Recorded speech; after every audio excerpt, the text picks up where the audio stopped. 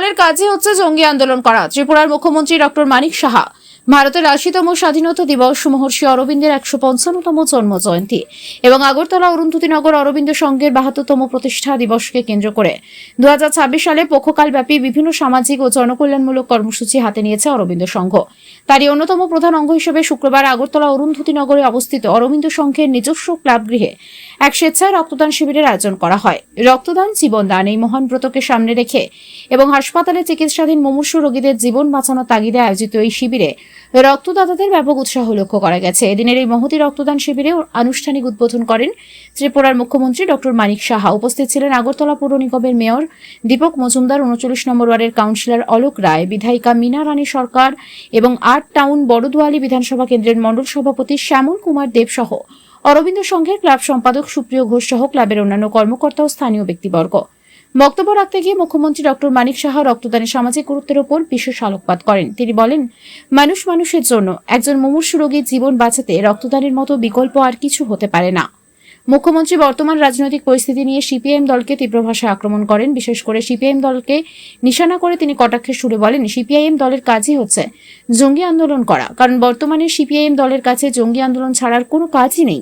ত্রিপুরার শান্তি উন্নয়নকে বিঘ্নিত করতে সিপিআইএম দল এই ধরনের নেতিবাচক পথ বেছে নিচ্ছে বলে মুখ্যমন্ত্রী দাবি করেন। এই প্রসঙ্গে কেন্দ্রীয় সরকারের কঠোর নীতির কথা স্মরণ করিয়ে দিয়ে মুখ্যমন্ত্রী আরও যোগ করেন, কাশ্মীরের পেহেলগ্রামে যেভাবে জঙ্গি দমনে কঠোর পদক্ষেপ গ্রহণ করেছিলেন কেন্দ্রীয় স্বরাষ্ট্রমন্ত্রী অমিত শাহ, ঠিক একইভাবে দেশ তথা রাজ্যের আইন শৃঙ্খলা ও শান্তি রক্ষায় কোনো আপোষ করা হবে না। ত্রিপুরা থেকে বিক্রম কর্মকারের report, crime press Bengal news. জঙ্গি আন্দোলন যদি করে তাহলে তো সেই আবার ওই আমাদের মাননীয় গৃহমন্ত্রীজি যে বিকেশ করেছে এখন ছত্তিশগড়ে, সেই বিশেষগুলো চলে আসে এখানে। এদের ইতিহাস আমরা দেখি এবং সারা ৩৫ বছর এবং এর আগেও যারা কংগ্রেসের যারা রাজত্ব করেছে অস্থিরতার পরিবেশ তৈরি করেছে।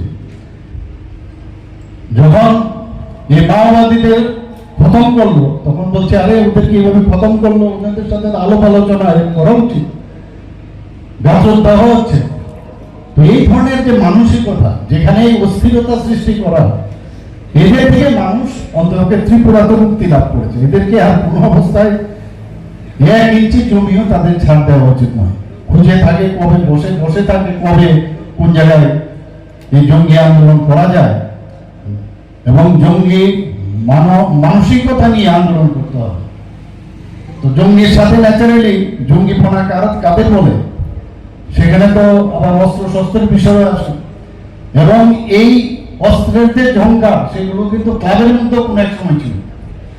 এক ক্লাব আরেক ক্লাবকে তাদের জায়গা বাড়ানোর কারণে এবং সম্মানকে বা অসম্মান যেটাই বলুক সেটাকে ইলিগেল ওয়েতে স্থাপন করার জন্য যে অস্ত্রের ঝঙ্কার ছিল, বহু মানুষ আমরা হারিয়েছি। তো head of the state, head of the country যখন এই ধরনের চিন্তা ভাবনা, এই রাজ্যের দেশের এই অবস্থা থাকে। আমরা বারবার বলছি, আমরা কোনো অবস্থায় হিংসায় আমরা বিশ্বাস করি না। মানুষের গণতন্ত্রের অধিকার আছে, গণতান্ত্রিক অধিকার নিয়ে যাদের বক্তব্য থাকবে, একটা কনস্ট্রাকটিভ কথাবার্তা বলবে, নিশ্চয়ই আমরা সেটা দেখব। তো আজকের এই রক্তদান শিবির আপনাদের যে এই উদ্যোগ আপনারা নিয়েছেন, আমি আপনাদেরকে স্বাগত জানাচ্ছি। যারা রক্ত দিতে এসছেন তাদেরকে আমি ধন্যবাদ দেব। এবং আমরা জানি যে রক্ত ত্রিপুরায় যে আমাদের রক্তের পরিমাণ কত, বেশি রক্ত আপনি রাখতে পারবেন না, সারা বেশি দিন রাখা যায় না, তার একটা নির্দিষ্ট সময় আছে, আদারওয়াইজ সেলগুলো মারা যায়। তো সেখানে আমাদের রক্ত সঞ্চালন পর্ষদ যে আছে তারা মনিটর করে কোথায় কত রক্ত দরকার, কোন ব্লাড ব্যাংকে কত রক্ত দরকার, সেইভাবে রক্তগুলো কালেকশন করা হয়। আমাদের এখানে যারা পুরুষরা আছেন তারা 18 থেকে 60 বছর পর্যন্ত রক্ত দিতে পারে। যারা নিয়মিত রক্ত দেয় তারা 65 ইয়ার্স পর্যন্ত দিতে পারে। মহিলারা 4 বছর পর পর দিতে পারে। আজকাল মহিলারা বহু জায়গায় রক্ত দেয়। আমরা যদিও জানি যে রক্তের গ্রুপ 4টা গ্রুপ হয়, সেটা এখন বলতে গেলে 8 গ্রুপ হয়। যদি আমরা RH নেগেটিভ আমরা ধরি তাহলে AB O বা এবি প্লাস, এই চারটা যে গ্রুপ আছে সেটাকে যদি আমরা নেগেটিভ ধরি তাহলে 8টা গ্রুপ, এবং এই যে নেগেটিভ ব্লাড সেটা পপুলেশনের 15% মাত্র, খুব কম পাওয়া যায়। কাজে তাদের লিস্ট করা কোন কোন এরিয়ার মধ্যে যারা আছেন নেগেটিভ ব্লাডের কারা কারা আছেন, কারণ ওনার যিনি দেবেন ওনারও কিন্তু কোনো এক সময় প্রয়োজন লাগতে পারে। আজকে আমাদের ত্রিপুরাতে ব্লাড ব্যাংক এতগুলো আমরা করেছি, 14টার মতো করেছি, 12টা সরকারি আর 2টো বেসরকারি, আরো অনেক করার ইচ্ছে আছে, আমি চেষ্টাও করছি।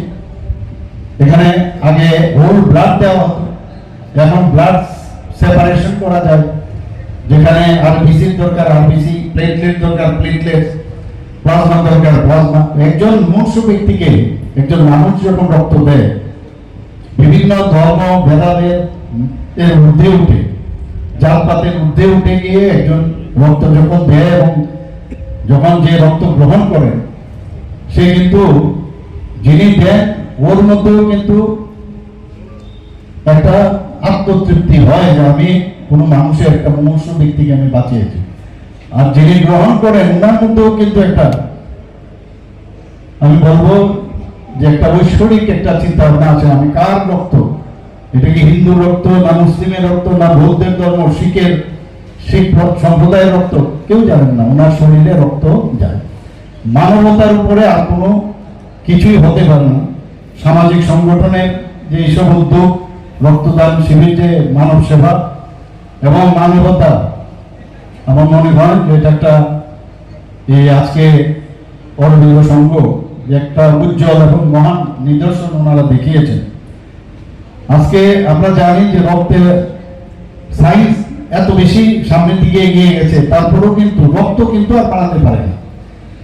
ঈশ্বরও কিন্তু এমন সব জিনিস কিছু কিছু রেখে দিয়েছে নিজের হাতে, যে সব কিছু তোমার হাতে দিয়ে দিলে তাতে কেউ তো ঈশ্বরকে আর স্মরণই করবে না। এই কারণে এই রক্তও কিন্তু এখন পর্যন্ত, আমি জানি না আগামী দিন কি হবে, রক্ত কোনো সাইন্টিস্ট এখনো পৃথিবীর মধ্যে বানাতে পারেনি। আর রক্ত যারা দেয় তাদের এই যে ভুল ধারণাও কিন্তু এইসব রক্ত দেওয়ার মাধ্যমে অনেক শিক্ষারও কিন্তু বিষয় রয়েছে। রক্ত যত বেশি, রক্ত যখন দেয় তার হার্ট অ্যাটাক বা স্ট্রোকের মতো যে ব্যবস্থা সেগুলো কিন্তু কম হয়, কারণ আয়রনের সংখ্যাটা অনেকটা কমে যায়। তাতে করে তার যে হার্টের প্রবলেম বা হার্ট অ্যাটাক, হার্ট ব্লক হওয়া, এগুলো কিন্তু অনেকটা কম হয়। আজকে আমরা